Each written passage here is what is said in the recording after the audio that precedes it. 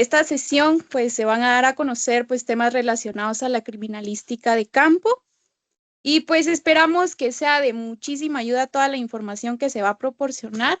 Si en dado caso tienen dudas o algún comentario, lo pueden hacer en el chat de la reunión y al terminar la reunión o la ponencia, pues se va a dar lectura a ellas. Licenciado, con usted el tiempo. Muchísimas gracias, licenciada. Buenas tardes para todos. Es un gusto poderlos saludar. Espero se encuentren muy bien. Em, Me comentan si me escuchan y si me miran bien, porfa. Se los agradecería muchísimo. Claro que sí, Lick. Sí, Buenas tardes. licenciado.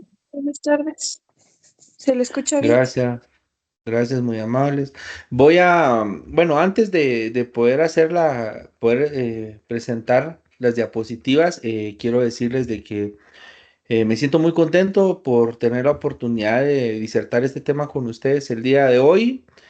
Para mí es un gusto y un honor. Conozco a muchos de los que están conectados el día de hoy acá y creo que va a ser una experiencia muy bonita. Voy a tratar la manera de abordar la criminalística de campo como actualmente se desarrolla en Guatemala. Tenemos algunos compañeros de Panamá conectados acá, que también es un honor poderlos saludar desde este momento y desde esta plataforma virtual. Entonces, vamos a dar inicio. Ustedes me dicen si tienen alguna duda.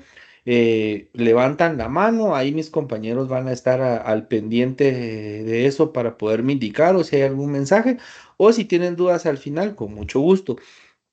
Al final de la presentación vamos a ver un caso práctico en donde les voy a pedir favor de que sí colaboren la mayoría con el objetivo de poder enriquecer la capacitación y no sea pues que solo yo esté platicando. Igual la dinámica es que yo siempre pido el apoyo de ustedes y les menciono pues el nombre de una vez, no dejo la pregunta al azar. Entonces, para mí es un gusto estar con ustedes. Mi nombre es Luis Miguel de León Estrada, soy criminólogo y criminalista, soy de Guatemala.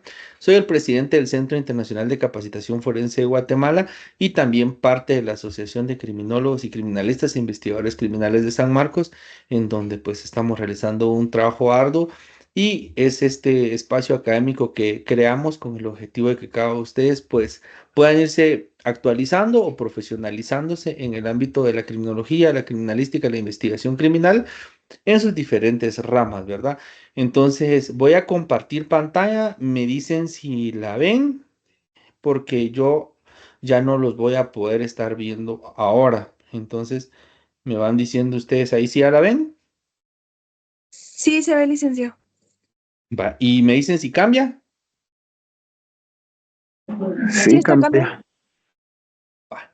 Muchas gracias. Entonces, solicitarle al licenciado Aner, si me hace favor, o al licenciado Marito, o al licenciado Vane, de darle acceso a las personas que estén entrando, porque yo desde este momento ya no los veo, entonces me quedaré aquí al pendiente de cualquier instrucción que ustedes me den. Bueno, entonces vamos a dar inicio ya de lleno con la presentación. Como les decía, el día de hoy represento al Centro Internacional de Capacitación Forense de Guatemala, que es una empresa dedicada a la capacitación forense en todas sus áreas, a nivel virtual y a nivel presencial también en Guatemala. Ya desde hace 5 años estamos trabajando con el objetivo siempre de poder dar los mejores talleres y las mejores capacitaciones. El día de hoy vamos a hablar de un tema quizás muy importante. Trataré la manera de ser un poco rápido. En sí me gusta hablar mucho, pero siempre me gusta ser objetivo en lo que hacemos. No me gusta darle muchas vueltas al asunto. Entonces, vamos a dar inicio con el tema de criminalística. Bueno, esto es lo que vamos a ver el día de hoy. Son 9 puntos que vamos a ver: la definición de la criminalística de campo, la criminalística de laboratorio, las ciencias auxiliares, las diferencias conceptuales importantes, las fases del procesamiento del lugar de intervención o escena del crimen, indicio, evidencia y prueba, un caso práctico y las conclusiones. Entonces, antes ahí de poder continuar, mencionarles que fotografías como la que están viendo en este flyer, son fotografías propias de la Asociación de Criminólogos y Criminalistas de San Marcos, que fueron elaboradas por un equipo multidisciplinar que nos acompaña en todo lo que es la producción de lo que hacemos, entonces ahí las van a estar viendo y son compañeros nuestros que aportaron, ¿verdad? Entonces, hacer también ese énfasis y darle mérito al fotógrafo y a las compañeras y a los compañeros que han estado trabajando. Entonces, vamos a continuar. Cuando hablamos de criminalística, una definición simple y objetiva sería que es una ciencia que estudia y analiza el lugar de intervención o escena del crimen, encargada de recolectar indicios biológicos y físicos que tienen con relación a un hecho delictivo. Esta sería una definición sencilla, pues que también abarca muchos más aspectos como a las ciencias auxiliares, también que recordar que la criminalística no es una ciencia auxiliar del derecho penal, sino es una ciencia que aporta al derecho penal y al derecho procesal penal los elementos probatorios necesarios para individualizar una conducta delictiva o probar un delito. Entonces, no es bueno mencionar que la criminalística es una ciencia auxiliar. Nosotros no auxiliamos, nosotros aportamos la veracidad de los hechos, los indicios, evidencias y pruebas en el proceso penal con el objetivo de poder validar los hechos, ¿verdad? Entonces, vamos a partir de eso. Seguimos, la criminalística de campo. Cuando hablamos de criminalística de campo, hablamos de esa ciencia que se encarga de la recolección de indicios en un lugar abierto, en un lugar cerrado, en un lugar mixto, en donde los encargados del procesamiento del lugar de intervención o escena del crimen son quienes se dedican a hacer ese tipo de trabajo de recolección de indicios, ¿verdad? Entonces esa es la criminalística de campo. En Guatemala, ¿quién ejerce la criminalística de campo?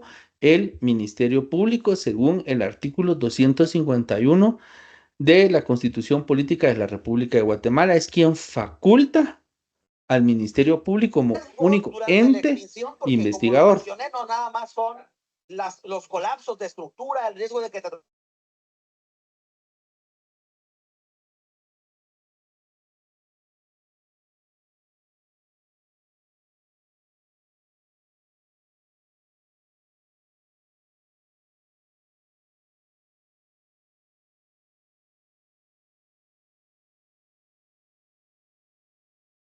Licenciado, perdone que lo interrumpa. Su micrófono está apagado.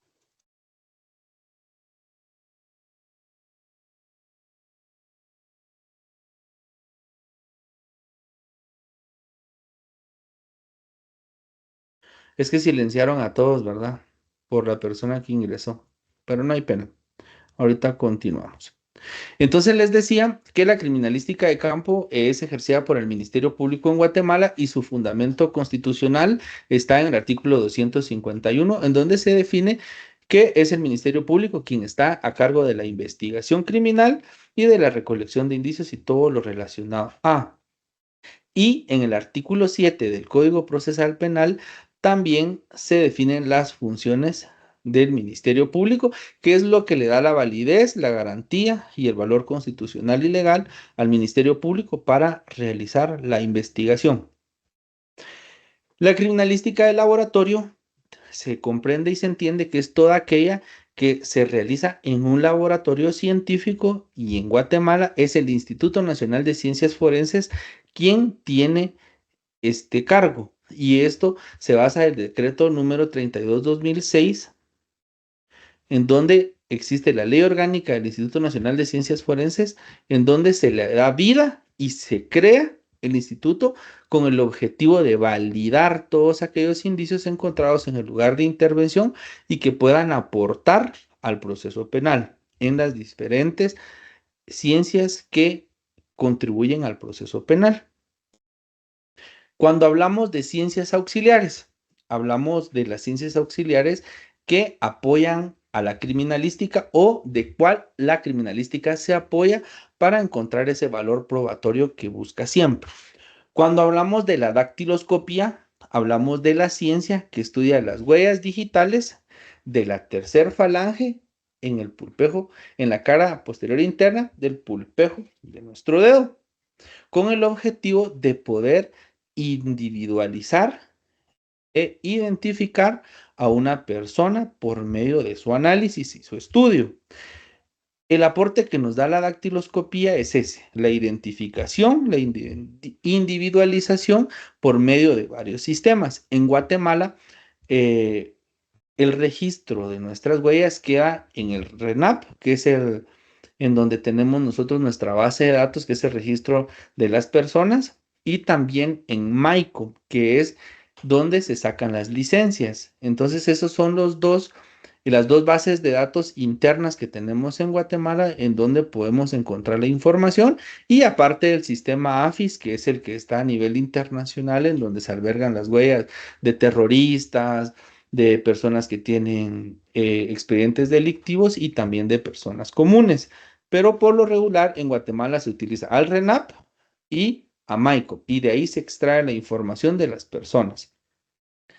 Segundo, la semenología forense. Esta es una ciencia que se encarga del estudio del semen y que busca individualizar e identificar aquellos agresores sexuales y, valga la redundancia, de los delitos sexuales, ¿verdad? Y esto se hace pues en el estudio de los patrones de las manchas que deja el semen, que pueden ser redondas, alargadas, semirectangulares, tienen diferentes marcas y dependiendo de la tela o dónde se puedan encontrar, con el objetivo de identificar a la persona o al agresor.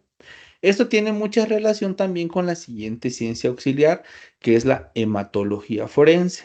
Cuando nosotros hablamos de hematología forense, hablamos de una ciencia que nos ayuda en el área forense en dos aspectos.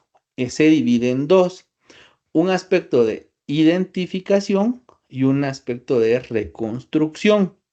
Cuando hablamos de ese aspecto de identificación, podemos hablar de que la hematología forense aporta bajo al estudio científico de la sangre. Podemos identificar el tipo de sangre de la persona, el ADN, y con eso podemos identificar ya sea a la víctima o al agresor.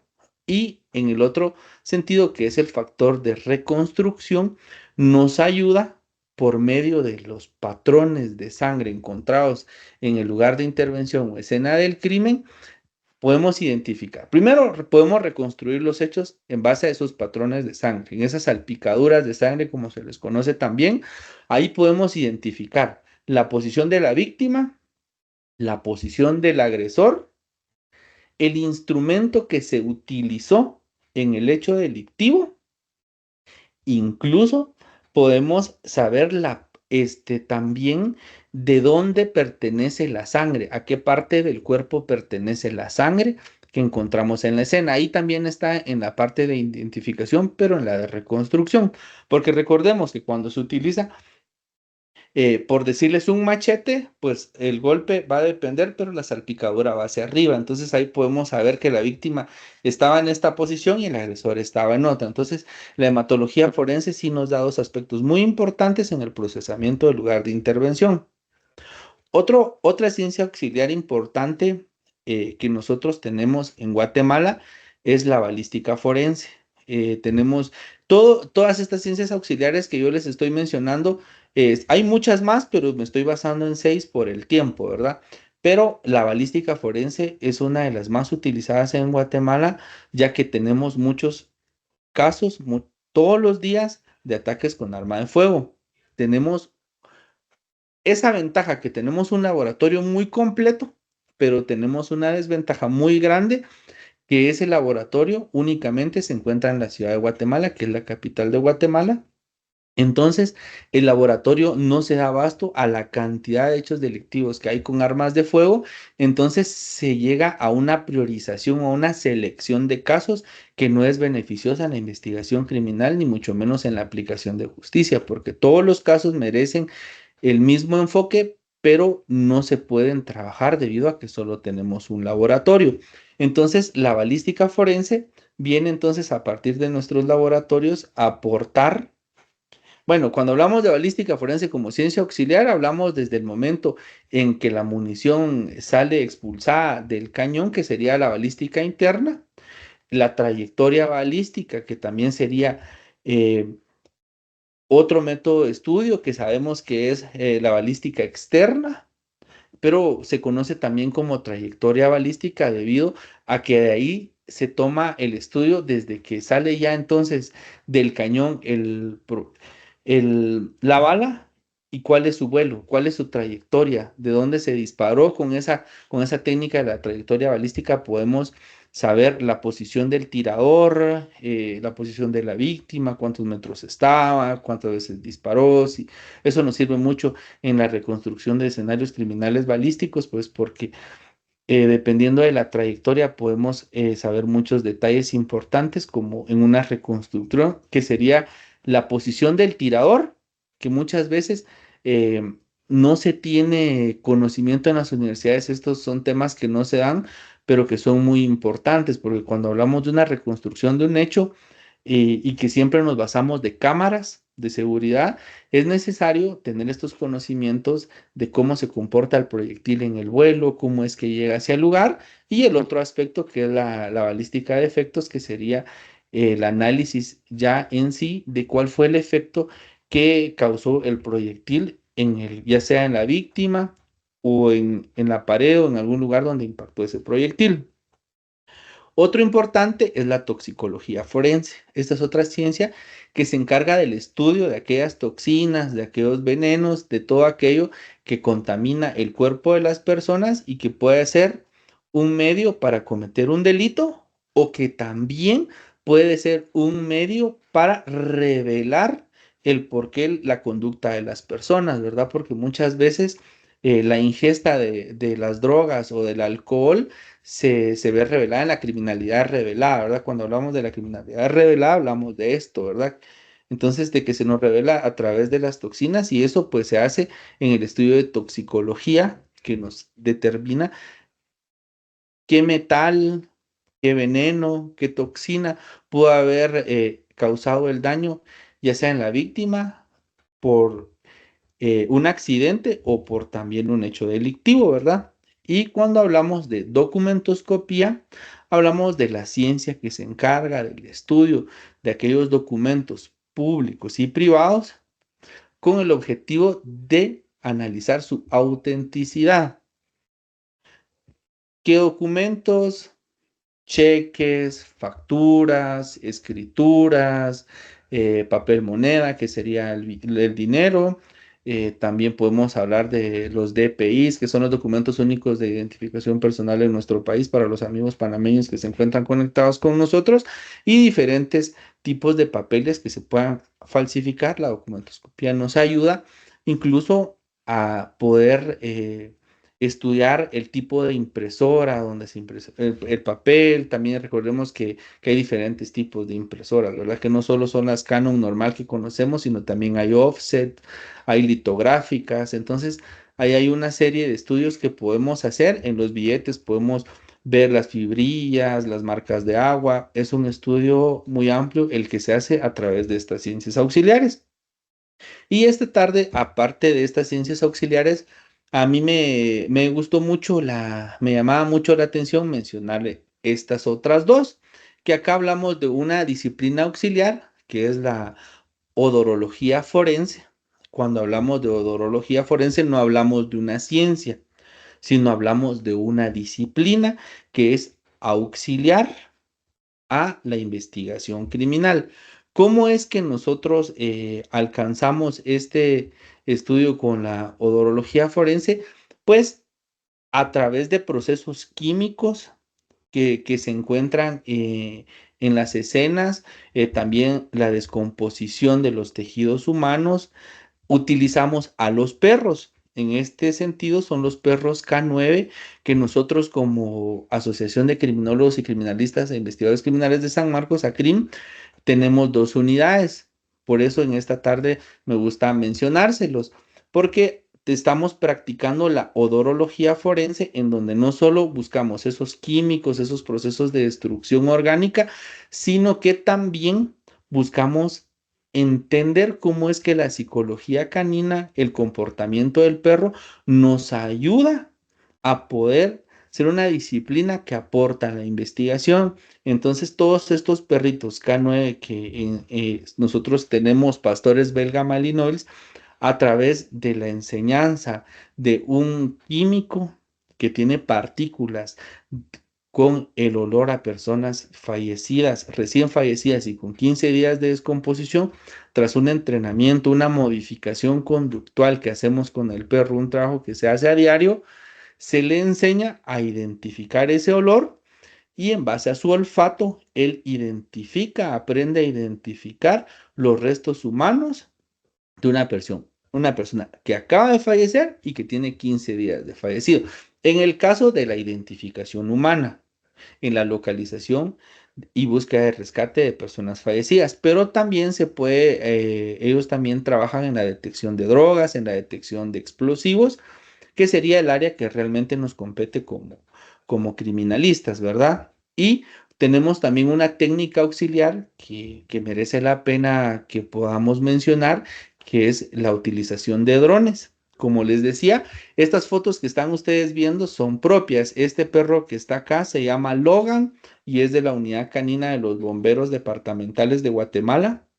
Es un perro amigo de nosotros y aquí está haciendo una prueba, una búsqueda de rescate para su certificación internacional. Acá al fondo ustedes pueden ver a los bomberos que están esperando a que Logan encuentre a las 4 víctimas en 5 minutos con el objetivo de poderse certificar y que lo hizo de manera muy puntual. Y aquí en la técnica auxiliar de drones podemos ver a una compañera de nosotros manipulando el dron de la unidad y encontrando a una víctima en un área boscosa, en una simulación que hicimos casi a 70, 80 metros de donde está el dron. La compañera encuentra, lo identifica, toma fotografía, esto como una técnica auxiliar de la investigación forense, ¿verdad?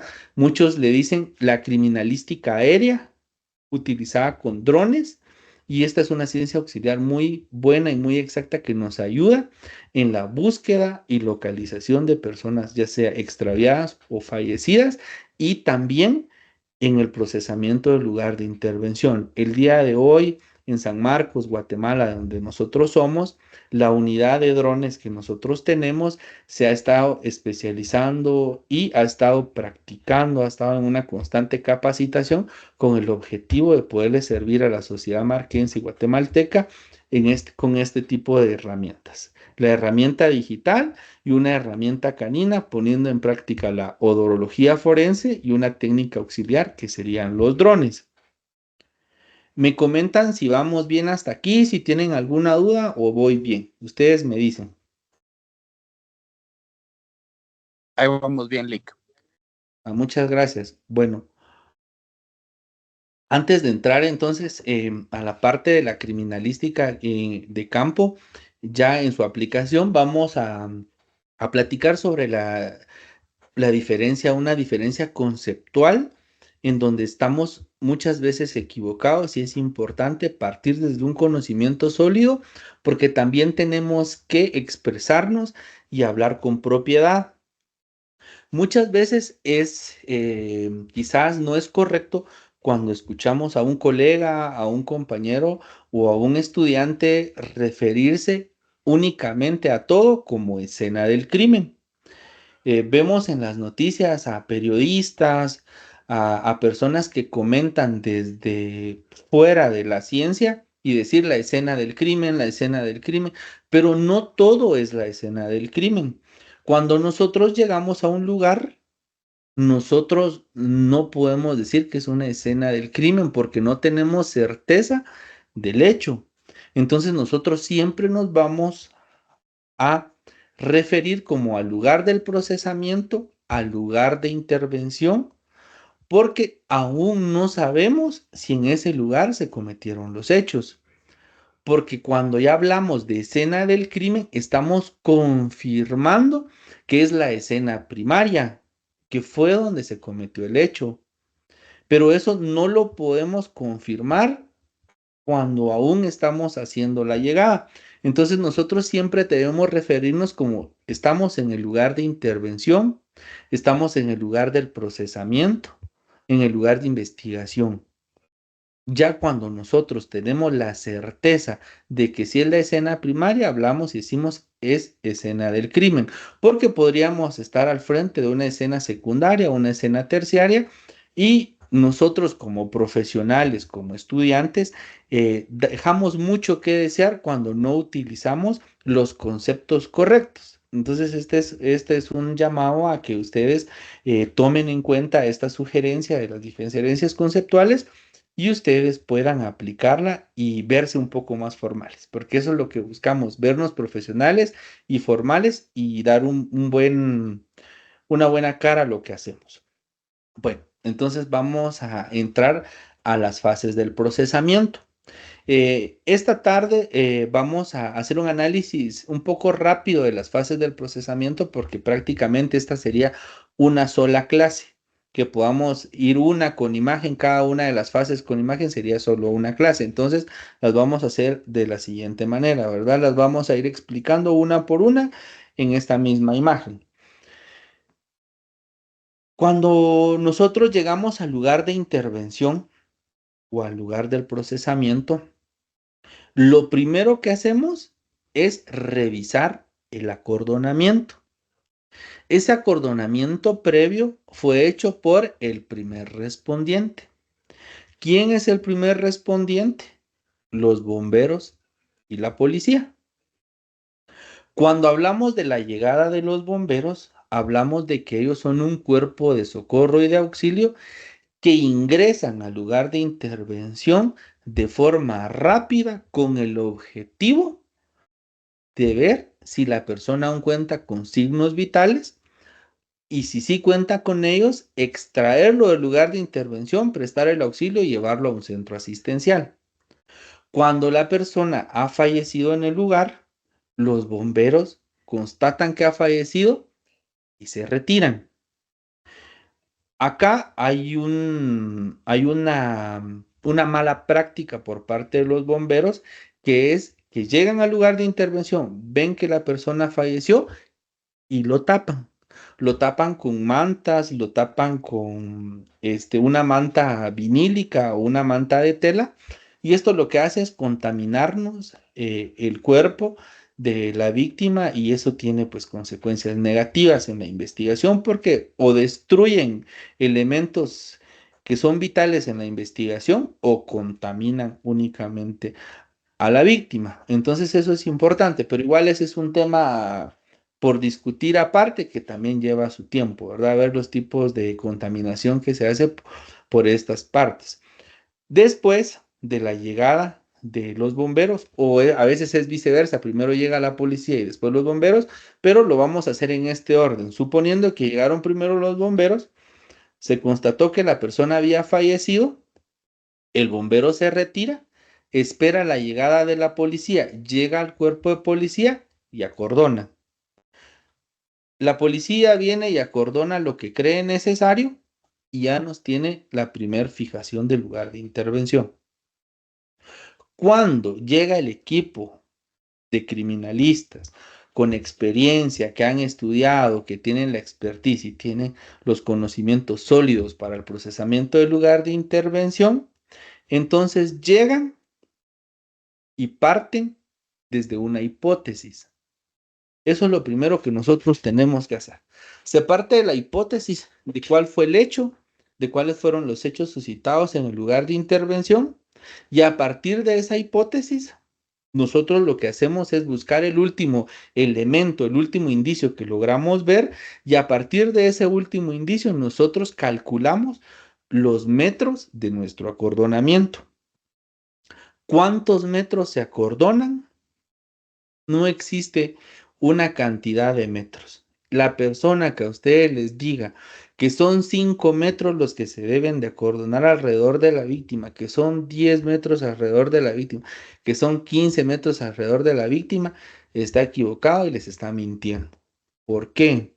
Porque se acordona según las necesidades del lugar de intervención y la necesidad no es la misma. Nosotros estamos acostumbrados a ver acordonamientos pequeños porque la policía se atreve a dejar habilitar, si es en una calle principal, habilitar una vía y cercar solo lo que pueden ellos ver. Solo lo que ellos ven y dicen, con esto es suficiente, acordonan y dejan pasar el tráfico. Y eso no es correcto, porque el que toma esa decisión es el técnico, es el perito en criminalística que tiene la experiencia y sabe que parte de una hipótesis. Cuando la hipótesis viene y se fundamenta y se dice, bueno, sí, el acordonamiento que hizo la policía está bien, lo dejamos. Pero si nosotros, a nuestro criterio, se dice que necesitamos ampliar, lo ampliamos. ¿Cuántos metros? Los que necesitemos. Yo aconsejo de manera personal que se haga un doble acordonamiento.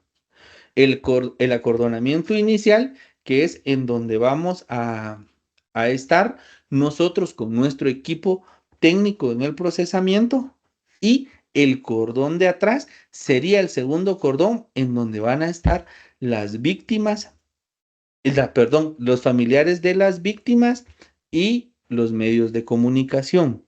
Esto nos garantiza que nadie va a ingresar a nuestra área de trabajo.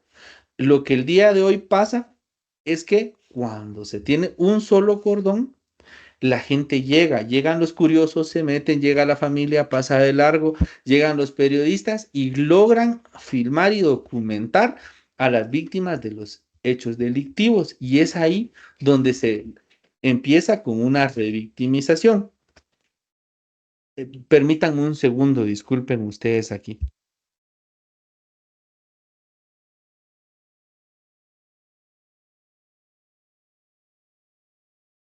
Disculpen, solo que ha pasado. Entonces les decía, en ese segundo acordonamiento nosotros garantizamos que los familiares de las víctimas van a estar atrás y que nos van a dejar trabajar, y que también los periodistas no van a tener esa facilidad de documentar para sus redes sociales, porque así es, fotografías morbosas, fotografías que para ellos les llaman la atención y que captan público, pero que para la familia de las víctimas es un duro golpe y se logra una revictimización, es una vinculación al trauma que sigue posterior al hecho. Entonces, por eso es que se aconseja un doble acordonamiento para que podamos trabajar tranquilos. Hace un tiempo platicaba yo con un colega del Ministerio Público acá de San Marcos, donde yo vivo, y le preguntaba, le decía, mire, Lick, ¿ustedes por qué no hacen un doble acordonamiento? Porque nunca lo necesitamos. Pero ¿por qué no lo necesitan? Porque trabajamos tranquilos así, la gente pues no se nos mete y tampoco es algo que la institución nos requiera. Pero le digo, o sea, tiene más lógica que que la institución no te lo requiera a que la gente no se te meta. Y hace como un mes quizás, hubo un accidente de tránsito acá por donde nosotros vivimos, en la calle de la salida para el área de la costa, en donde fallecen dos muchachos en un accidente de motocicleta contra un vehículo.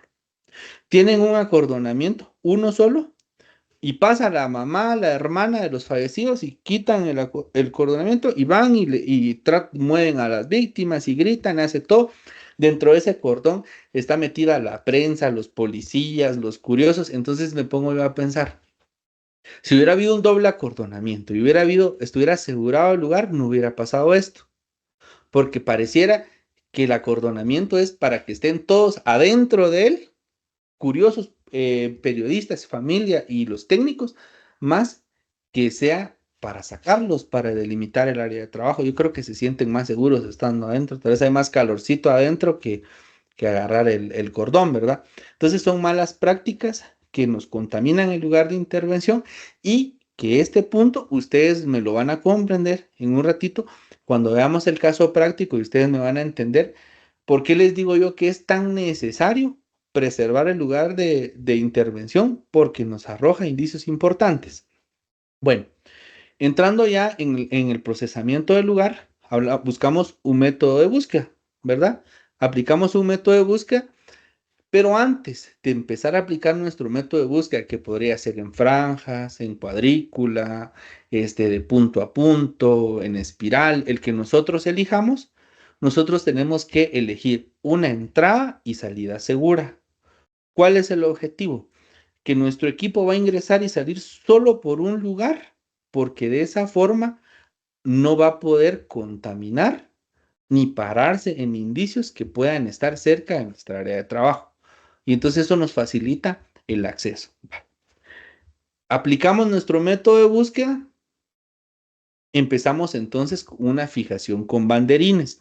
Esa también es una técnica que yo sugiero y que mejora el procesamiento del lugar de intervención. En Guatemala no se hace. Llevamos banderines y hacemos una primer búsqueda y fijamos con banderines.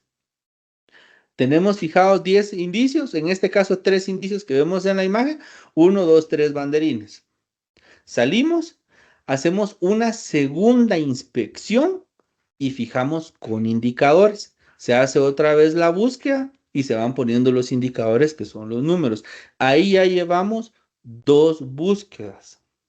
Y se hace una tercera fijación que sería la fijación fotográfica, ¿verdad? Que tenemos que también hablar que cuando hacemos la llegada al lugar de intervención, lo primero que hacemos es una fotografía panorámica, una fotografía a mediana distancia que nos ubique por lo regular el contador de una casa o la dirección de un lugar para podernos identificar y localizarnos y después geoposicionarnos. Y entonces de ahí viene la fijación fotográfica a detalle, que es la que nos va a permitir detallar cada uno de los indicios encontrados. Cuando hemos terminado ya de hacer esa fijación fotográfica, ahí hicimos una tercera búsqueda, porque cuando el fotógrafo va documentando, y ahí si él tiene la instrucción y está bien capacitado, él también puede ser un auxiliar de las 2 búsquedas anteriores para tener una tercera búsqueda. ¿Cuál es el objetivo? Que cuando lleguemos al punto de hacer nuestra planimetría, estemos 100% seguros o 99.9% seguros de que no dejamos un indicio suelto. La experiencia que tengo de estar dando este tipo de capacitaciones de forma presencial me ha dictado y me ha dicho que la gente no busca y no encuentra. Hemos hecho prácticas controladas en donde yo tiro 10 casquillos de bala, los casquillos de las municiones, y las personas no los encuentran y hacen las 3 banderines, indicadores, fotografía, y cuando ya vamos a hacer la práctica de la planimetría, alguien encuentra un casquillo porque no buscamos. Entonces yo les digo, si tenemos 3 métodos anteriores de búsqueda y no encontramos todo, imagínense qué pasa cuando solo buscamos con uno, no encontramos y al final estamos encontrando indicios o simplemente ya no lo recolectamos porque ya tenemos todo previamente documentado de forma fotográfica. Entonces, cuando viene el momento de la planimetría, hacemos nuestro esbozo, localizamos los indicios encontrados en el lugar de forma con medidas, según el norte, el sur, el este o el oeste, con el objetivo de documentar en un plano los puntos exactos con medidas de cada uno de los indicios encontrados. Después vamos al siguiente paso, que es la recolección y el embalaje de indicios. Ahí también tenemos que tener todas las medidas de seguridad, tenemos que tener guantes, tenemos que tener el cabello tapado. Si tenemos un traje mejor acá en Guatemala, los trajes no se utilizan. El Ministerio Público por lo regular siempre va de forma particular, solo con su chaleco y guantes y así procesan, pero lo recomendado es que tengamos nuestro equipo completo. También platicaba con mi compañero en ese momento y me decía, mira, lo que pasa es que la institución tampoco es que nos dé trajes tantos como para hacer todos los procesamientos que hacemos diario. Entonces, esos trajes se guardan para cuando es un caso especial y que el técnico no tenga una exposición a una persona que esté en estado de putrefacción o en un área donde se pueda contaminar. Comprendo la parte del Estado, pero no comprendo y no comparto que no se utilice los trajes y todo el equipo completo para hacer el trabajo, ¿verdad? Después viene la cadena de custodia. Aquí hay algo bien importante.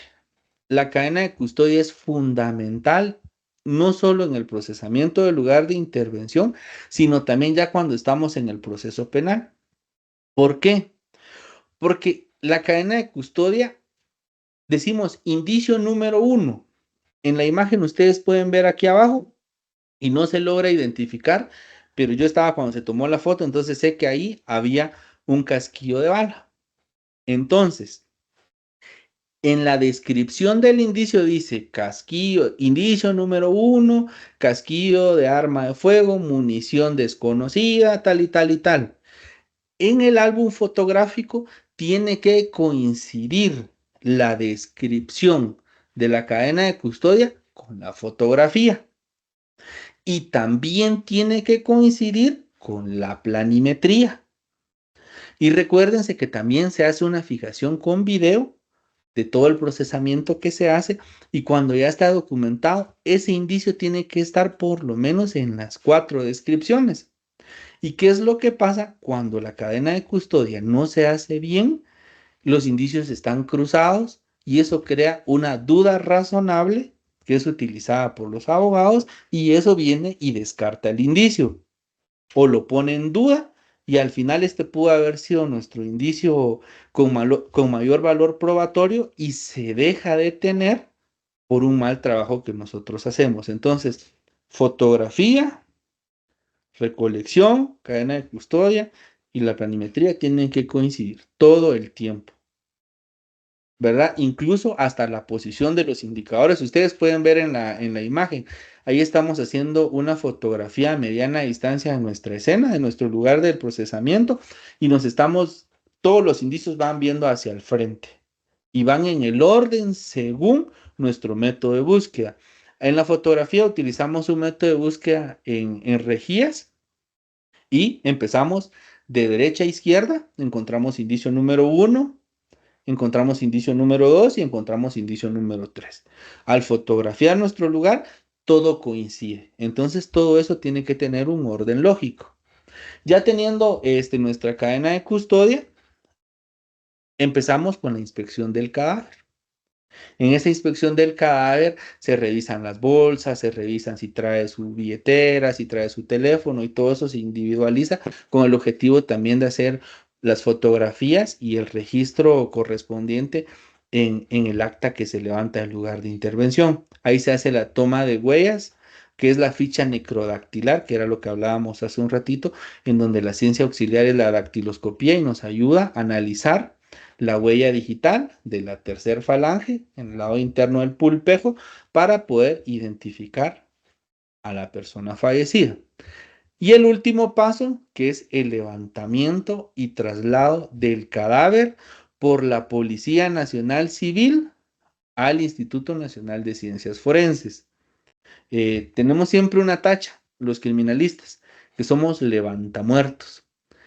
Pero nosotros no somos levantamuertos, nosotros nos encargamos del procesamiento, del estudio científico del lugar de intervención, y quien levanta el cadáver es la policía y lo entrega al Instituto Nacional de Ciencias Forenses para su identificación y su análisis y todo el procesamiento que se hace ya ahí con el objetivo de valorar qué es lo que le ha pasado a la víctima, ¿verdad? Entonces, espero haber sido claro hasta el momento. No sé si acá tienen alguna duda en esto o alguna sugerencia para mejorarlo, ¿me dicen?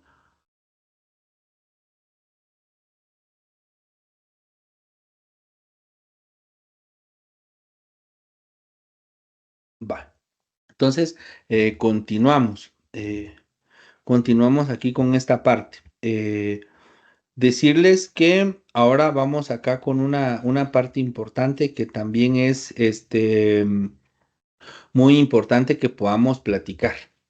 Fíjense que siempre hay otro error que se comete a nivel de profesional y también a un nivel de estudiantes cuando nos referimos al indicio, a la evidencia y a la prueba.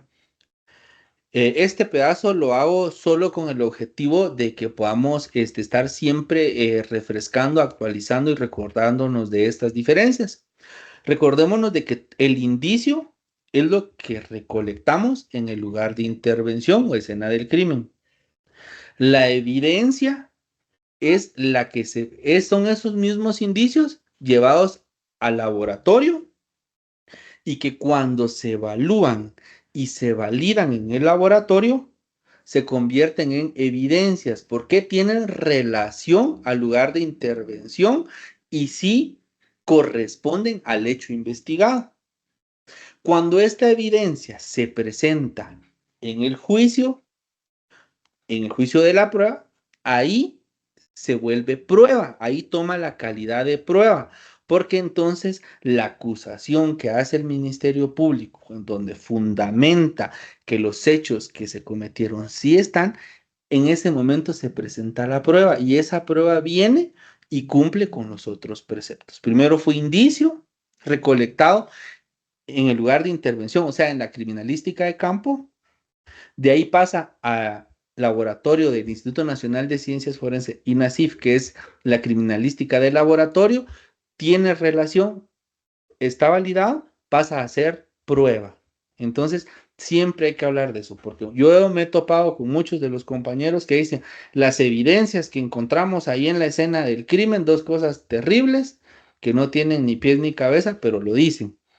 Vemos a estudiantes que también dicen, ahí encontraron las evidencias, o hay otros, aún peor, que dicen, ahí estaban todas las pruebas. Si nosotros vimos el video en las noticias y ahí estaban todas las pruebas, no, tenemos que ser cautos y tenemos que saber las diferencias y cómo dirigirnos y cómo hablar de estas mismas. Bueno, entonces vamos a llegar acá a la parte práctica, que creo que es la parte que más me gusta de esta clase. Entonces voy a pedir su colaboración, por favor, para que podamos tenerla aquí bien. Bueno, entonces, este Licenciado, caso perdone que lo práctico. interrumpa. Sí. Perdone que lo interrumpa. Fíjese que tenemos un mensaje por ahí en la bandeja. No sé si sea tan amable de leerlo. Creo que es un buen aporte. Deme un segundo, solo que es que se me desconectó. Aquí está. Un segundito. Aquí estamos. Sí. Jocelyn, buenas tardes. La pregunta, ¿por qué aquí en Guatemala, la diferencia de otros países como México, normalmente no llegan los peritos del INACIF al lugar de los hechos menos al levantamiento? Mire, fíjese que esto depende mucho, mire, ni siquiera depende es la legislación, porque fíjese que dice en el Código Procesal Penal y también en la Constitución que el encargado del procesamiento del lugar de intervención y la investigación es el Ministerio Público. Así, lo hace así, con sus técnicos y su personal. El problema está acá, que yo considero que debería de ser que dentro de las filas y el equipo técnico del Ministerio Público debería de haber un médico legal, un médico forense que se presente con el equipo a hacer las diligencias, porque ellos tendrían mayor expertise, idoneidad y una mejor técnica en recolección de indicios biológicos. Y cuando son hechos, pues, de ataques contra mujeres, que sería, pues, no me gusta la palabra femicidio, porque ese es un homicidio agravado, pero dejémosla en que sí. Creo que tendríamos mejores resultados, pero el Ministerio Público, recordemos que hasta el día de hoy, sigue contratando en su perfil a estudiantes de la carrera de Ciencias Jurídicas y Sociales que tengan 10 cursos aprobados, o sea, 2 años. Si no estoy mal, no son 2 semestres, ¿verdad? Dicaner, ¿usted qué es? Sí, así es. Sí, son 2 semestres, ¿verdad? 10 cursos aprobados. Sí, 2 semestres, licenciado. Muchas gracias. Con 2 semestres aprobados, entonces ya pueden ser técnicos de recolección de evidencias, porque así se llama, técnicos de recolección de evidencias. Entonces, eso nos deja ese vacío. Yo sé, en otros países sí llega personal médico al lugar de intervención. Pero fíjese que es bien importante su pregunta y es bien importante retroceder quizás el tiempo. Para quienes conocemos acá en San Marcos a la doctora Julie Munguía, que es la jefa del Instituto Nacional de Ciencias Forenses de acá con nosotros, ella anteriormente fungía como parte de ese equipo que iba a las escenas. Y cuando se instaura el Instituto Nacional de Ciencias Forenses ya formalmente, a ella la apartan y la mandan para su institución solo a esperar los indicios recolectados. Y en ese tiempo se hacía un mejor trabajo. Fíjese que nosotros tenemos ahí una actividad académica para diciembre en donde la queremos invitar a ella para que ella llegue a nuestra actividad y nos cuente de esos casos emblemáticos que tuvieron la oportunidad de procesar. Y es que uno se da cuenta cómo cambió el procesamiento del lugar de intervención. Realmente, porque ella en una de sus historias, no me quiero adelantar, pero le digo, en una de sus historias que ella cuenta de un caso acá de San Marcos, decía, cuando llegamos junto con el personal del Ministerio Público y hicimos la evaluación del lugar, yo me pude dar cuenta de estas y estas características que decían que sí había habido una agresión sexual y que la víctima estaba aquí y todo, y eso lo aporté yo desde mi lado como médico forense, que el Ministerio Público no sabía. Y llegaron a la resolución y todo gracias a los aportes que ella hizo en ese momento, pero que el día de hoy, pues desgraciadamente no es así, ¿verdad? Entonces, sí es importante. Y mire, que hay terceras personas que se llevan a los cadáveres, a las víctimas, pues eso también es un error grave, ¿verdad? Entonces, espero haberle contestado ahí. Sí, sí, sí, claro. Sí, sí, bueno, entonces continuamos. Entonces, acá es donde les quiero pedir ahora su colaboración para que podamos trabajar este caso práctico. Yo les voy a ir haciendo preguntas y ustedes me van diciendo. Y si alguno de ustedes quiere participar de forma voluntaria, con mucho gusto. Va. Este caso práctico, la naturaleza del hecho es un asesinato y el lugar fue en un recinto penitenciario. Acá ustedes ya pueden tener una previa de las imágenes que van a ver y muy importante, en la primera fotografía que vamos a ver cómo en este caso hacen una fotografía panorámica ya estando en las instalaciones con el objetivo de documentar. Esta es una fotografía panorámica que ellos toman con el objetivo, como les digo, de documentar el hecho antes de poder acercarse. Segunda fotografía. Esta ya es, pues aquí no podríamos hablar de mediana distancia, sino pues ya es un acercamiento y podemos ver algunos elementos en la víctima. Me gustaría que alguno de ustedes me pueda mencionar algún elemento que le parezca que nos pueda indicar algo importante de esta fotografía. A ver, ¿quién me puede decir algo importante que ve ahí?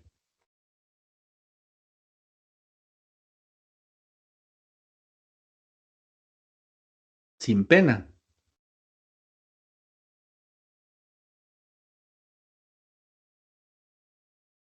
¿Logran observar algo que les llame la atención, aparte de la víctima y la sangre, obviamente, pero algo que a ustedes les llame la atención y digan, "Ah, acá hay un indicio que nos pueda servir en la Hay como, investigación"?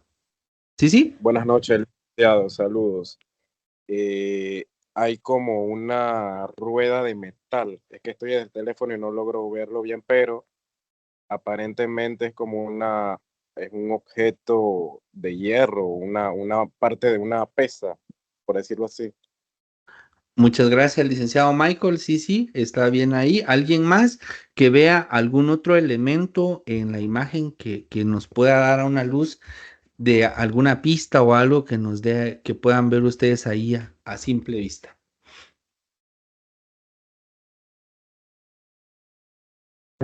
Hay una huella de zapato al lado eh, inferior, del lado Derecho. derecho de la pantalla. Ujú.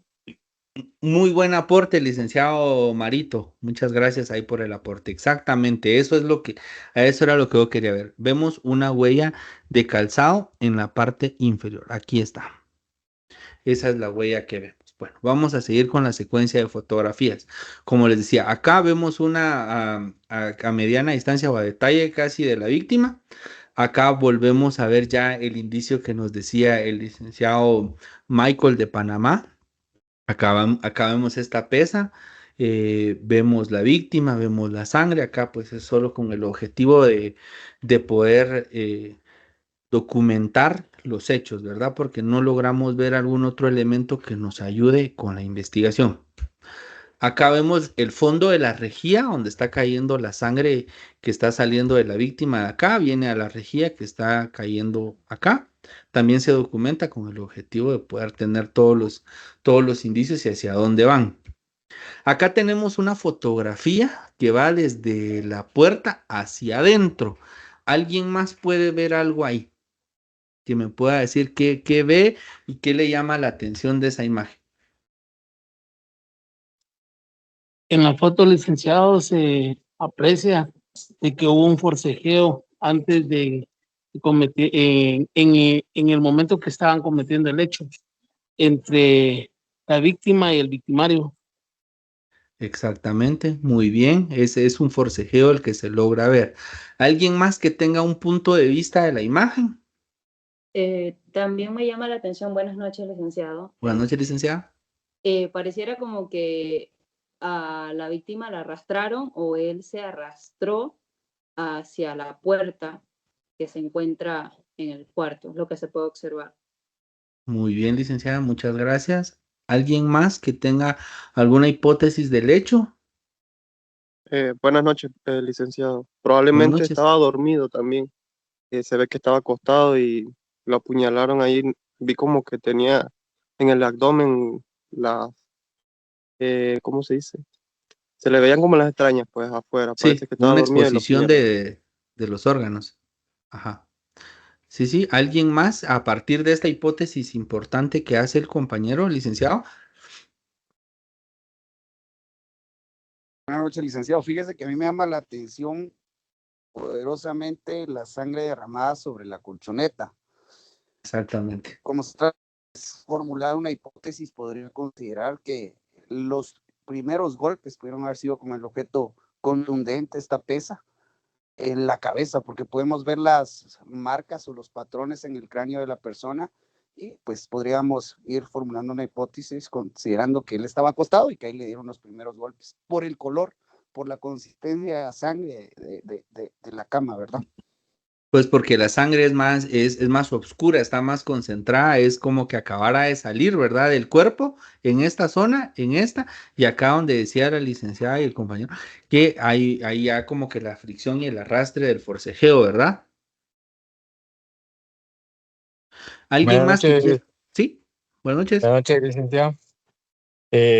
Por lo que yo puedo observar, prácticamente puede ser de que el mismo victimario quiso alterar la escena del crimen, porque Ujú, el cuerpo está fuera de su cauce.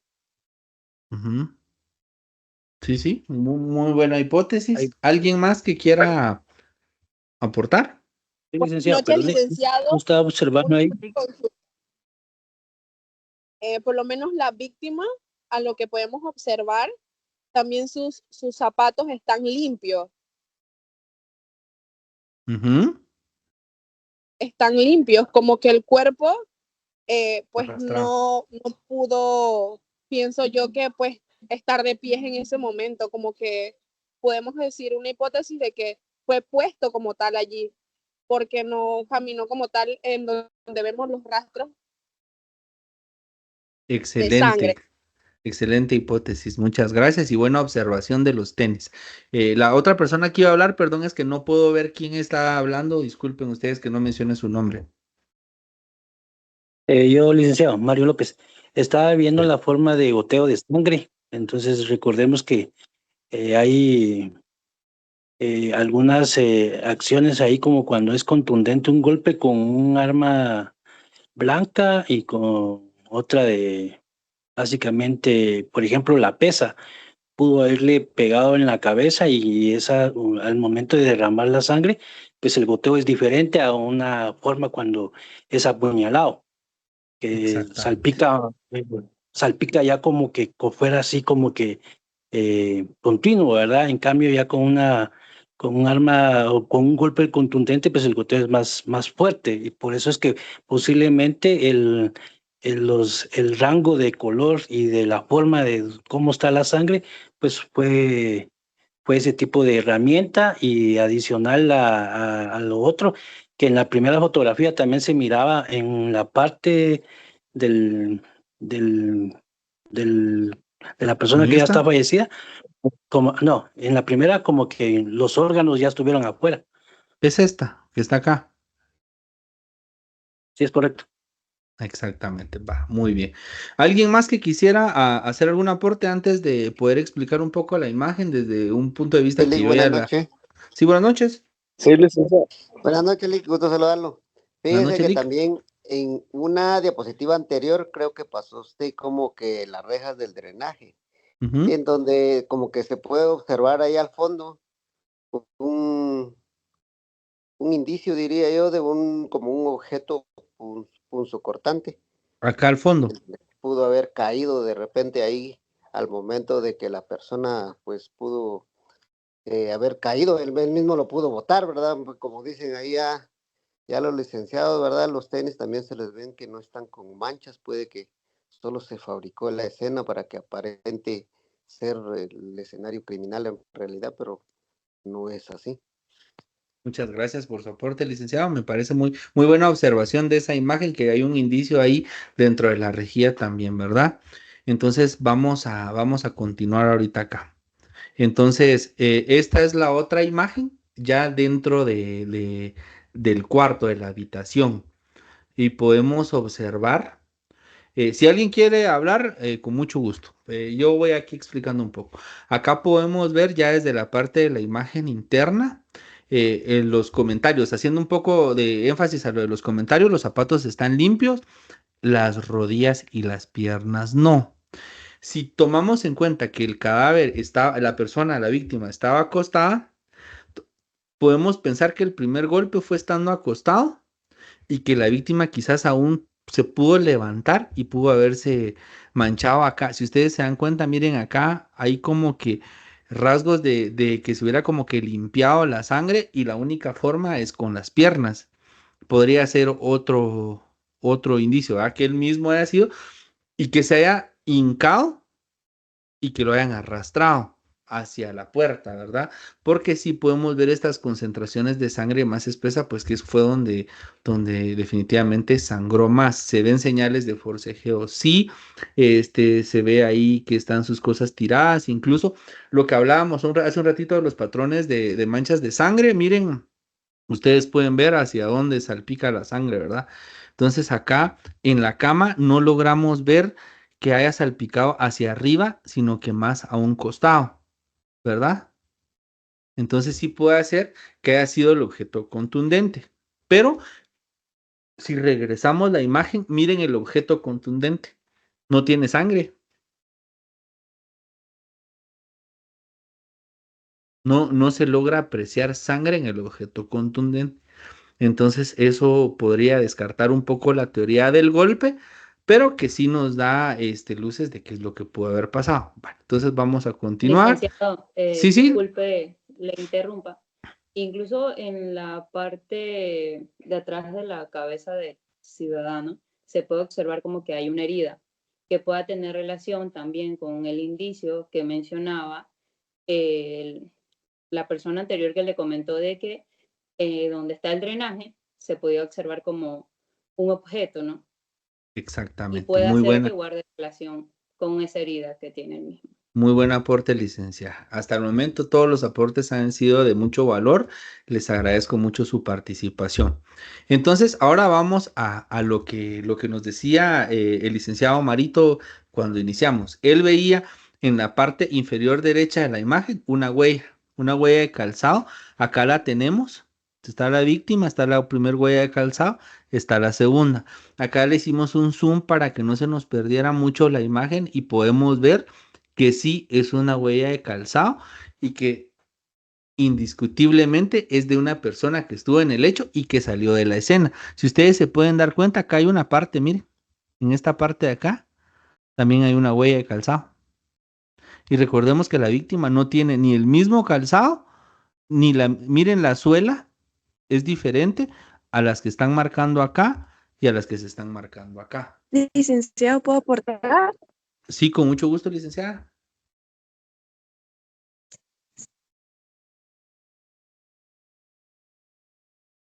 Adelante, licenciada.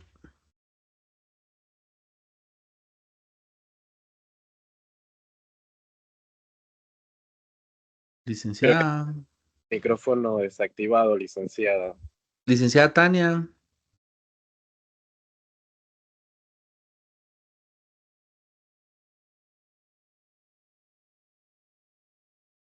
Bueno, quizás. Yo creo que no tiene señal. Sí, quizás Licenciado, eso es. perdone, Sí, sí.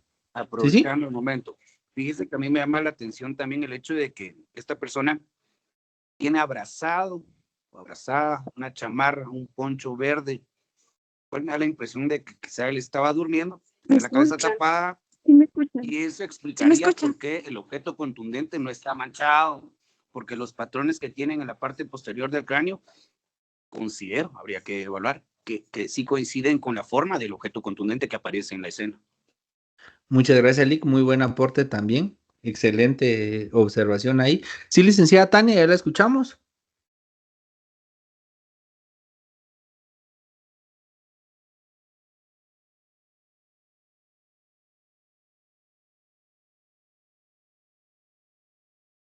Quizás señales lo que no tiene la licenciada, ¿verdad? Bueno, entonces vamos a continuar en lo que ella puede ahí. ¿Sí, sí?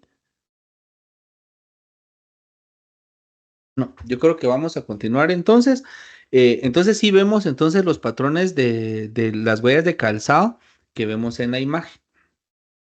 Ahora les digo, miren la importancia que tiene el no contaminar el lugar de intervención.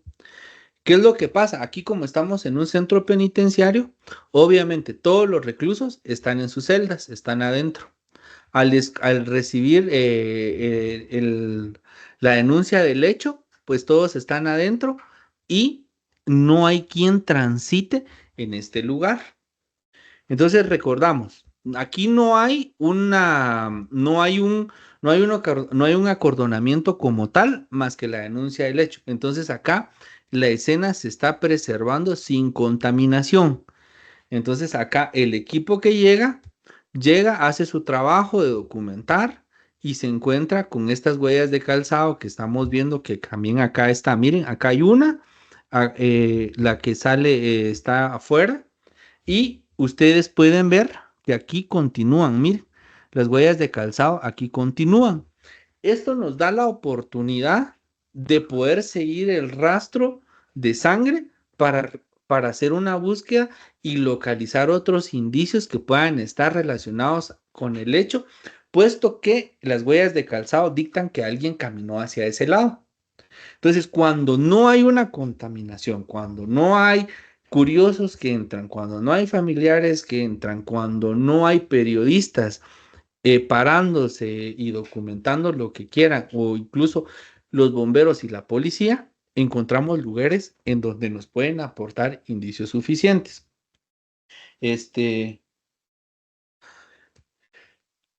Al final del pasillo se logra encontrar algo que se fija como indicio número 1, que es una gorra y una mancha de sangre. Eso se documenta y podemos ver acá. No sé si alguien ve algo más acá que quiera aportar o continúa la otra imagen. Pues yo solo veo la gorra y la mancha de sangre.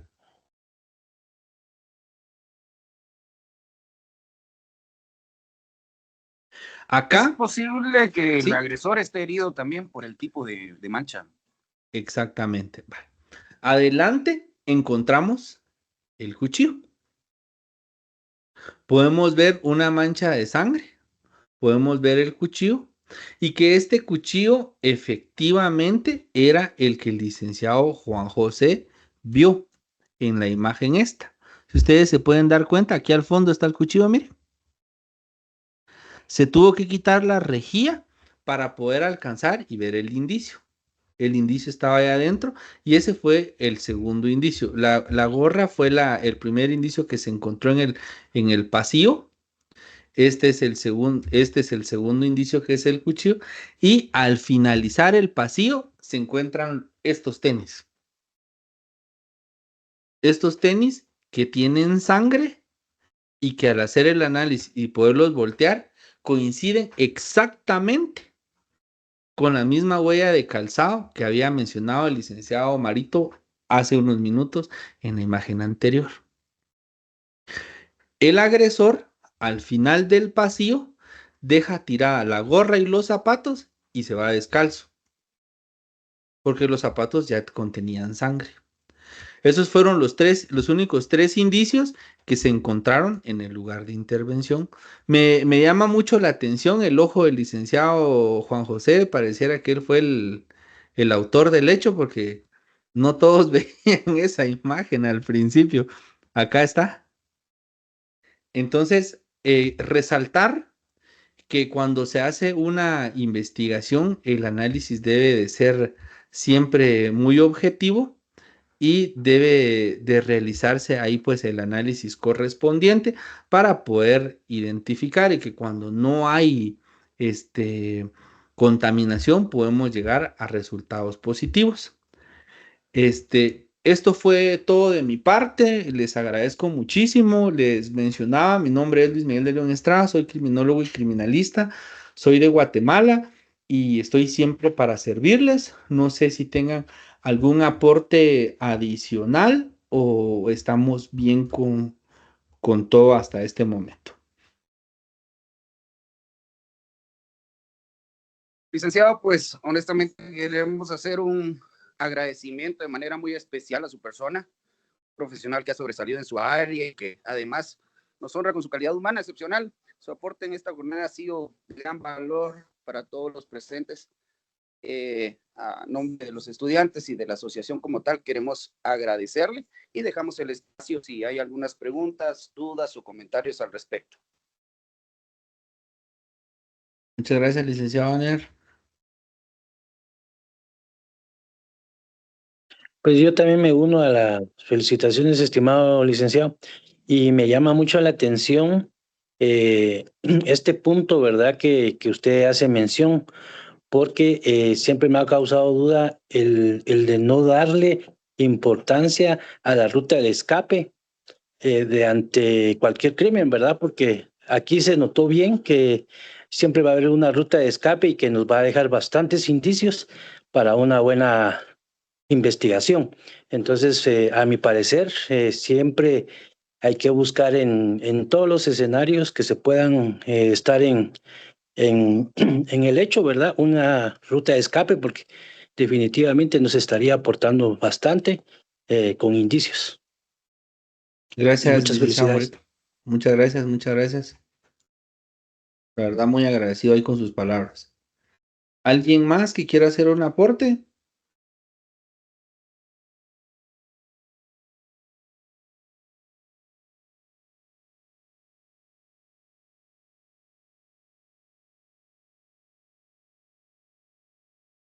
Bueno, entonces, ya para terminar la clase del día de hoy, solo les quiero mostrar acá la imagen, una imagen final, que para que ustedes se hagan ahí la idea de qué fue lo que pasó.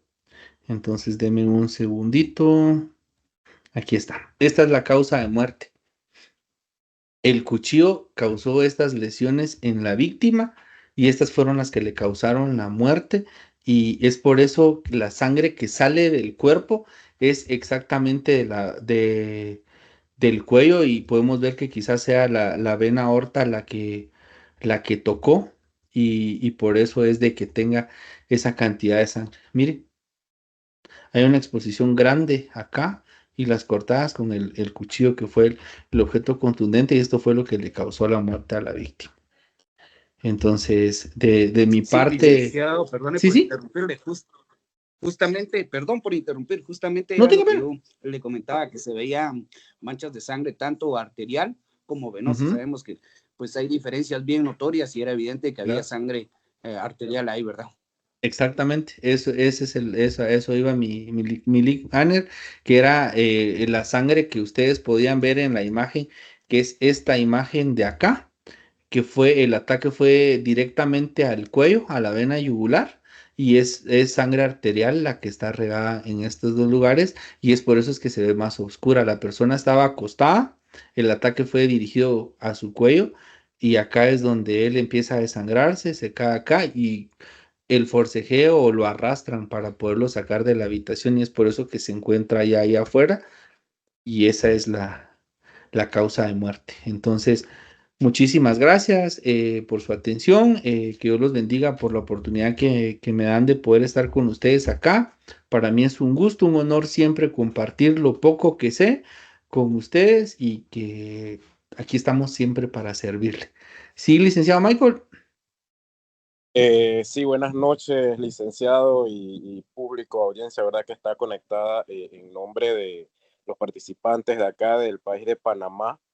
Queremos agradecerle, ¿verdad? Por esta magistral ponencia muy enriquecedora. En realidad nos ha permitido, en lo personal, y sé que a los participantes de la sala, poder tener un pensamiento más crítico y también aclarar ciertos puntos, más que nada conceptual, como usted bien lo manifestaba al inicio, y que sin duda nos va a servir para ir reforzando esos elementos pues que a veces ignoramos, ¿no? Como seres humanos, y ha sido muy didáctico, en realidad muy provechoso, muy provechosa la clase de hoy, y pues en nombre de los participantes y colegas presentes acá de nuestro país, le damos muchas gracias pues y que sigamos aprendiendo en este lindo caminar de la criminalística, criminología y ciencias jurídicas. Saludos. Muchísimas gracias, Lick, que Dios lo bendiga por sus palabras. Muchísimas gracias a todos. Entonces, que pasen una feliz noche